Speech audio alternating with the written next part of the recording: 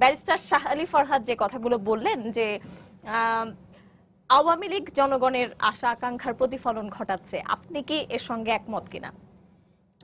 ধন্যবাদ আপনাকে। জানেন আজ আমাদের হোলি উৎসব। আমি এই হোলির শুভেচ্ছা জানাচ্ছি সকল দর্শক শ্রোতাদের। আপনাদের শুভেচ্ছা জানাচ্ছি। হোলি তো জানেন রঙের খেলা। এই রঙিন অবস্থায় এই রঙের খেলায় এই যে দেশের কালিমাগুলো সব ঢাকা পড়ুক, এটাই প্রত্যাশা করি। এই প্রত্যাশা রেখেই আমি আমার বক্তব্য শুরু করতে যাচ্ছি। আওয়ামী লীগ যিনি ব্যারিস্টার সাহেব বললেন যে আওয়ামী লীগ দেশের মানুষের প্রত্যাশা পূরণ করছে। দেখেন, আপনারা যথেষ্ট উন্নয়ন কাজ করছেন, যেগুলোকে আমরা অস্বীকার করি না, কিন্তু পাশাপাশি মানুষের যে রাজনৈতিক অধিকার, যে আমাদের যে অবস্থাটা এখন যে অবস্থাটা চলছে, আপনাদের দায়ী বলছি না, মানে সরকারকে আমি দায়ী বলছি না। এই যে বন্ধাত্বটা, এই বন্ধাত্বটা আমাদের কেমন যেন দম বন্ধ করে দিচ্ছে। রাজনীতির অবস্থা, আপনার শিরোনাম আছে রাজনৈতিক অবস্থা, রাজনীতি তো আইসিইউতে চলে গেছে প্রায়। এখন এইখান থেকে কি করে বের হয়ে এসে সচল অবস্থান নিতে পারে? আপনি কি বোঝাচ্ছেন যদি একটু বিস্তারিত? আচ্ছা দেখেন এই দেশে কি কোনো ইস্যু নেই, হওয়ার মতো কোনো ইস্যু নেই? আজকে মানুষ কেন ভোটের ময়দান থেকে বিমুখ হয়ে গেল? ভোটের ময়দান থেকে কেন আজকে সরে যাচ্ছে? এটা একটা রাজনৈতিক বন্ধাত্বের একটা নিদর্শন নয়? কেন সেইটা যাচ্ছে? আমাদের ব্যারিস্টার সাহেব বললেন যে জাতীয় নির্বাচনে ভোটের উপস্থিতি ছিল, বেশি ছিল, তার সাথে একটু কম হচ্ছে। আচ্ছা, স্থানীয় সরকার নির্বাচনে সবসময় বেশি ভোটারের উপস্থিতি, সবসময় বেশি ভোটারের, জাতীয় নির্বাচনের চাইতে স্থানীয় সরকার নির্বাচনে উপস্থিতিটা বেশি হয়ে থাকে। কিন্তু এবার দেখা যাচ্ছে উল্টোটা, যে ওনার বক্তব্য অনুসারে যে এখান থেকে ওইখান থেকে কিছু একটু কম হচ্ছে। কিছু তো কম না, অনেক অনেক অনেক অনেক বেশি কম হচ্ছে। কারণটা কি? এটা জাতীয় নির্বাচনের একটা প্রভাব অবশ্যই পড়ছে, এবং সেটা আপনারা অস্বীকার করতে পারবেন না। আমাদের সিইসি সাহেব যেটা বললেন যে ইভিএম যদি থাকে তাহলে রাতে ভোট হওয়ার ভীতিটা থাকবে না। তার মানেটা কি? তার মানে তার রাতে ভোট হয়েছে ওনার কথা অনুসারে। আমরা তো সব কথা বলতে পারছি না, সব কথা বলায়ও ভয় আছে। সংসদ বিরোধী দল, আপনারা যদি সব কথা বলতে না পারেন তাহলে রাজনৈতিক বন্ধাত্বের জন্য আপনাদের দায় আছে। মজার বিষয়, সবাই বলে যে আমরা সব কথা তো বলতে পারি না, বলে কিন্তু আবার সব কথা বলে ফেলে। মানে এই ভূমিকাটা দেওয়ার কি দরকার আমি এটা অনেক সময় বুঝতে পারি না। এইজন্য টিভিতে বসেও শুনতে হয়। হ্যাঁ, এই জন্য আমি আমার আলোচনার আমি যেভাবে আমি শুরু করছিলাম সেই দিকেই যাচ্ছি। তো এই যে আপনার শিরোনামের কথাই আমি এসেছি যে রাজনৈতিক বন্ধাত্বটা কোথায়। তারপরে আজকে পারি না, আমরা অনেক কিছুই পারছি না, এটাই সত্য কথা। সত্য মানে এখন আগে একটা কথা শুনতাম, নির্ভয়ে সত্য কথা বলেন। এখন নির্ভয়ে বলতে হয় মিথ্যা কথা বলতে হবে যে নির্ভয়ে মিথ্যা কথা বলেন। আমরা নির্ভয়ে আমরা সেটা বলতে পারবো। আজকে এই যে গ্যাস নিয়ে, যে গ্যাসের দাম বৃদ্ধির যে ইয়েটা হচ্ছে, সেগুলো নিয়ে হ্যাঁ আমার ব্যর্থতা আছে, আমি তো সেগুলো নিয়ে কথা বলতে পারছি না।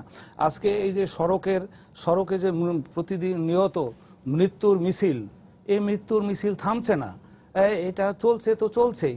অবশ্য উনিও বলছেন যে আমরাও সেটা আমরা বলি না যে আমরাই শুধু সাফার করছি, যা ইয়ে করছি, সবাই এদেশের প্রত্যেকটি জনগণ, প্রত্যেক মানুষ এটা এই যে নিরাপদ সড়কের যে অভাব, সেটা আমরা সবাই ফিল করছি। কিন্তু এগুলো নিয়ে আমরা সেইভাবে কিছু করতে পারছি না। এই দর্শকের এই প্রশ্ন যথার্থ, এবং আমি বেশ কয়েকবার আসছি এখানে, এবং এই বিষয়ে আমিও বক্তব্য রেখেছি। এবার সে সংসদে সেই অবস্থা নেই। অবশ্যই আমাদের কিছুটা বিব্রত হতে হয়েছে, শুধু আমরা নই, সরকারে যারা ছিলেন তাদেরও বিব্রত হতে হয়েছে এই বিষয়ে। তবে 2014 সালের 5ই জানুয়ারি যে নির্বাচন হয়েছে, বিএনপির মতো একটি বড় দল সেই নির্বাচনে অংশগ্রহণ করে নাই। তারপরে যে একটি পরিস্থিতি সৃষ্টি হয়েছিল, সেই পরিস্থিতি কারণে সেখানে একটা ঐক্যমতের মতো একটি সরকার তখন গঠন করতে হয়েছিল। সেখানে বিরোধী দলে থাকলেও আমাদের 3 জন সদস্য, 3 জন পার্লামেন্ট মেম্বার মন্ত্রিত্ব গ্রহণ করেছেন। গ্রহণ করে কিন্তু একটা বিষয় তখন এই হয়েছে যে একটা স্থিতিশীল অবস্থার মধ্যে কিন্তু দেশ তখন পরিচালিত হয়েছে। এইটা হয়েছে সেই পরিস্থিতি, সেই সময়ের প্রেক্ষাপটে ওইটি প্রয়োজন ছিল বলে এটি করা হয়েছে।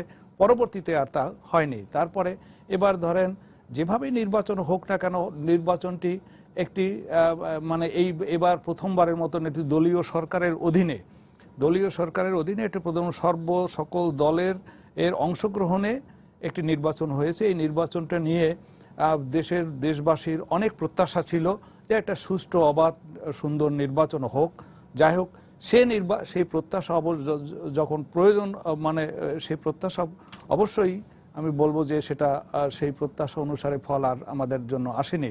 তবে একটি অবস্থায় আসছে যে এখন জাতীয় পার্টি প্রধান বিরোধী দলের অবস্থানে আছে।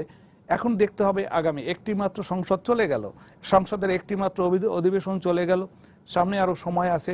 দেখুন জাতীয় পার্টি সে সময় কি ভূমিকা পালন করে। খালেদা জিয়া জেলে থাকবে আর দুর্নীতিতে খালেদা জিয়া জেলে থাকবে, হুসেইন মোহাম্মদ এরশাদ বাইরে থাকবে।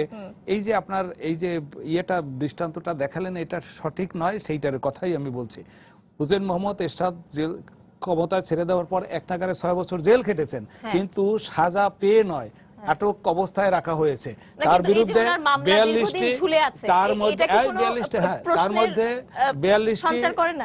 42টি মামলা দায়ের করা হয়েছে, 42টা মাত্র। সেই 42টা মামলায় সবগুলো লোয়ার কোর্টে কিভাবে বিচার হয় তো মানে আমি সে ব্যাপারে মন্তব্য করব না। লোয়ার কোর্টে কিছু কিছু মামলায় তারা সাজা দিয়েছে, হাইকোর্টে এসে উচ্চ আদালতে গেছে, সবগুলোতে বেকসুর খালাস হয়ে গেছে। একটি মামলায় উনি ঝুলছেন, সেই মামলাটি কি মঞ্জুর হত্যা মামলা। মঞ্জুর হত্যা মানে জেনারেল জিয়ার হত্যাকারীর হত্যাকাণ্ডের নিয়ে যে মামলাটা 14 বছর হত্যাকাণ্ডের 14 বছর পরে মামলা হয়েছে। মামলার পরে সেই মামলার এখনো চলছে মনে হয় আরো প্রায় 14 মানে আরো 3-14 বলতে গেলে চলছে। 12 বার বিচারক বদল হয়েছে।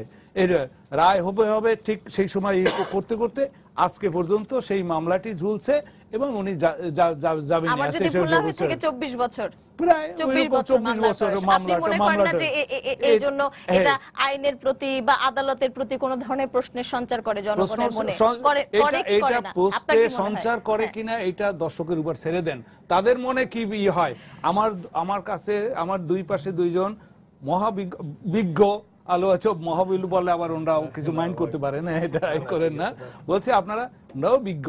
হ্যাঁ, অভিজ্ঞ। আরে উনি তো একজন ব্যারিস্টার, উনিই বলুন যে একটি মামলা যদি 24 বছর ধরে চলে এবং 12 বার যদি বিচারক বদল হয়, সেই বিচারটা কেমন ধরনের বিচার হচ্ছে, এটা তার মানে বিচার ব্যবস্থা নিয়ে প্রশ্ন আপনিও তুলছেন। প্রশ্ন ওনরা তোলেন কিনা ওনরাই বলুক, আমার উপরে ছেড়ে দিয়ে না, যে এটা তো আমি ভুক্তভোগী, আমার উপর ছেড়ে না দিয়ে দর্শকদের উপর ছেড়ে দিন। তারপরে আমার বিজ্ঞ আলোচকের উপর ছেড়ে দিন যে এটা প্রশ্নের উদ্বেগ ঘটায় কিনা। আর এই যে উপজেলা নির্বাচন আবার বলার সুযোগ আসে কিনা, আমরাও বলি যে এই যেহেতু 14 একটা জাতীয় নির্বাচনে দলীয় প্রতীকের ভিত্তিতে নির্বাচন হবার পরে সেখানে যাই হোক না কেন, মানে যে তিক্ত অভিজ্ঞতা যেটা অর্জন করেছে, তারপর আরেকটি দলীয় প্রতীকের যে নির্বাচন, যে জাতীয় মানে স্থানীয় সরকার নির্বাচনে কিছুটা অনীহা তো সৃষ্টি হয়েছেই। এবং এই আমি ব্যক্তিগতভাবে আমার দল কি মনে করে, আমি সেজন্য সেটা আমি দলীয়ভাবে না, আমি ব্যক্তিগতভাবে মনে করি যে স্থানীয় সরকার নির্বাচনগুলো এগুলো মানে দলীয় প্রতীকে না হওয়াই ভালো। তবে অনেক গণতান্ত্রিক প্রতিবেশী ভারতে স্থানীয় সরকার একেবারে গ্রাম পঞ্চায়েত পর্যন্ত কিন্তু সেখানে দলীয় সরকারের অধীনে এই মানে দলীয় প্রতীকের অধীনে নির্বাচন হয়। তা আমাদের দেশে সেই কালচারটা মনে হয় এখনো গড়ে ওঠেনি, এবং যতদিন পর্যন্ত এই মানুষের ভোটাধিকার একেবারে সঠিকভাবে প্রয়োগের সুযোগ না আসবে ততদিন এই প্রশ্ন আমি একটু বাকি দুজনের মন্তব্য শুনবো। ব্যারিস্টার শাহ আলী ফরহাদ যদি একটু বলতেন সংক্ষেপে কোন বিষয়টি, এই যে দলীয় প্রতীক নিয়ে স্থানীয় নির্বাচন।